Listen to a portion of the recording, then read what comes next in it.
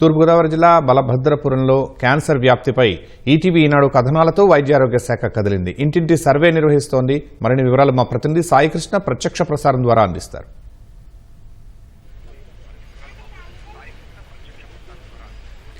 Sharma, బలభద్రపురంలో cancer బాధితులు అంతకంతకు పెరిగిపోవటం, చాలామంది చనిపోవడం కూడా జరుగుతోంది. ఈ సంఖ్య ఇంకా రోజు రోజుకు పెరుగుతూనే ఉంది. దీని తీవ్రతను దృష్టిలో పెట్టుకొని స్థానిక అనపర్తి ఎమ్మెల్యే నల్లమిల్లి రామకృష్ణారెడ్డి శాసనసభలో కూడా ప్రస్తావించారు.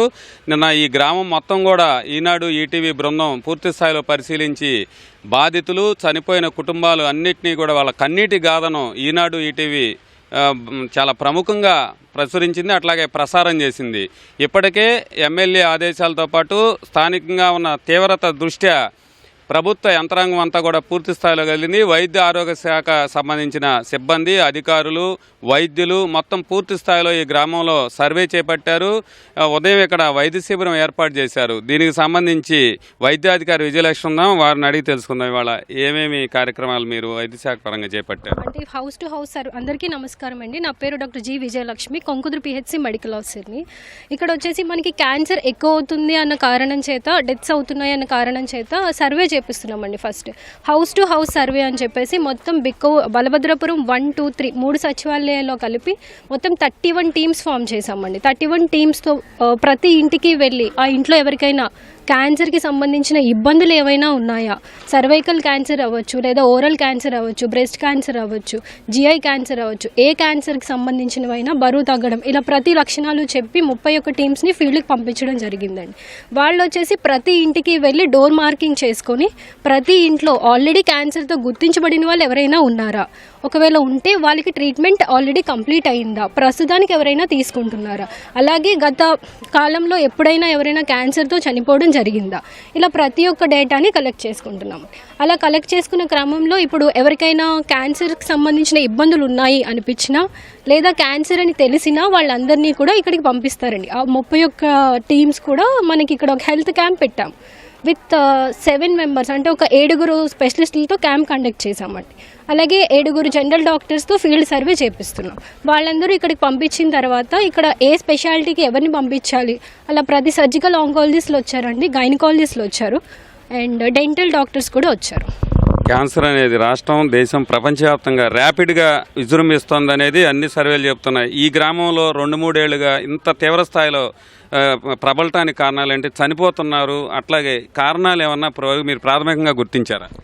అంటే అన్ని డెత్స్ అయితే మాకు నమోదు అవ్వలేదండి. సో ఇవాళ సాయంత్రానికల్లా మనకి మొత్తం ప్రతి ఇంటి సర్వే చేస్తాం కాబట్టి నమోదైన క్యాన్సర్ కేసెస్ అన్నీ చూసుకొని వాటి కారణాలు, అంటే ఎక్కడెక్కడ వర్క్ చేశారు, వాళ్ళ ఆక్యుపేషన్ ఏంటి, అలాగే వాళ్ళు ఎక్కడ వాళ్ళ వాటర్ సోర్సెస్ కానీ, ఫుడ్ సోర్సెస్ కానీ, వాళ్ళు ఎప్పటి నుంచి అక్కడ ఉంటున్నారు, ఇప్పుడు ఇండస్ట్రీ చెప్తున్నారు కాబట్టి ఆ ఇండస్ట్రీకి ఎంత దూరంలో వీళ్ళు ఎన్నాళ్ళు బట్టి ఉంటున్నారు, అవన్నీ ట్రేస్ చేస్తామని అనుకుంటున్నామండి. దాంతోపాటుగా మనకి ఏమన్నా వాటర్ పొల్యూషన్ కానీ, సాయిల్ పొల్యూషన్ ఏమైనా ఉందా అని కనుక్కోవడం కోసం ఆర్డబ్ల్యూఎస్ వాళ్ళకి మేము లెటర్ పెట్టడం జరుగుతుందండి. సో దట్ వాటర్ టెస్టింగ్ కూడా చేసి ఇంకా కంప్లీట్గా మనం కారణం తెలుసుకోవాలి కాబట్టి ఎనీ ఎయిర్ పొల్యూషన్ కానీ, వాటర్ పొల్యూషన్ కానీ, లేదా సాయిల్ పొల్యూషన్ కానీ ఏముందో కూడా తెలుసుకోవడానికి ప్రయత్నం చేస్తామండి. ఇప్పటి వరకు మీరు గ్రామంలో చాలా పూర్తి స్థాయిలో ఒక అవగాహనతో తిరిగారు. ఇంకా ఎంత పెరుగుతున్నాయి, ఇంకా గ్రామంలో పరిస్థితి ఏంటి తాజాగా? మాజీ ఎంపీటీసీ సుబ్బారెడ్డి ఉన్నారు, వారిని చెప్పండి దీనికి సంబంధించి. గత 2 సంవత్సరాల నుంచి గ్రామంలో చాలామంది ఈ వ్యాధి బారిన పడి మరణించడం జరుగుతుందండి బలభద్రపురం గ్రామంలో. ఈ విషయాన్ని మేము గత 4-5 రోజుల క్రితం స్థానిక శాసనసభ్యులు రామకృష్ణారెడ్డి గారి దృష్టికి తీసుకెళ్తే ఆయన అసెంబ్లీలో ప్రస్తావించడంతో నిన్న ఈటీవీ ఈనాడు బృందం బలభద్రపురం గ్రామాన్ని పర్యవేక్షిస్తే మేమందరం కూడా ఉండి ఎవరైతే చనిపోయిన కుటుంబాలు ఉన్నాయో, ఎవరైతే వ్యాధిని పడ్డ వాళ్ళు ఉన్నారో వాళ్ళందరినీ కూడా స్వయంగా వెళ్ళి కలిసి కార్యక్రమం చేయడం జరిగింది నిన్న. దాని ఫలితంగా ఎమ్మెల్యే గారి చొరవతో ఈరోజు అధికార యంత్రాంగం కదిలి బలభద్రపురం గ్రామంలో వైద్య శిబిరం ఏర్పాటు చేయడం జరిగింది. ఏం చేద్దంటే ఈ శిబిరం రాత్రి 9:30కి ఏర్పాటు చేశారు. మరి మేము ఏ రకంగా ప్రజలకి ఈ క్యాన్సర్ మీద అవగాహన కల్పించడానికి మాకు ఏ విధమైనటువంటి సమయం కూడా పూర్తి స్థాయిలో మాకు సర్వే చేసేటందుకు అవకాశం రాత్రి నుంచి మాకు దొరకలేదు.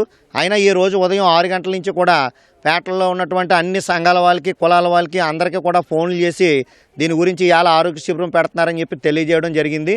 అంతేకాకుండా గ్రామంలో అనేక మంది ఈ వ్యాధిన చాలామంది మరణించిన వాళ్ళు కూడా ఉన్నారు.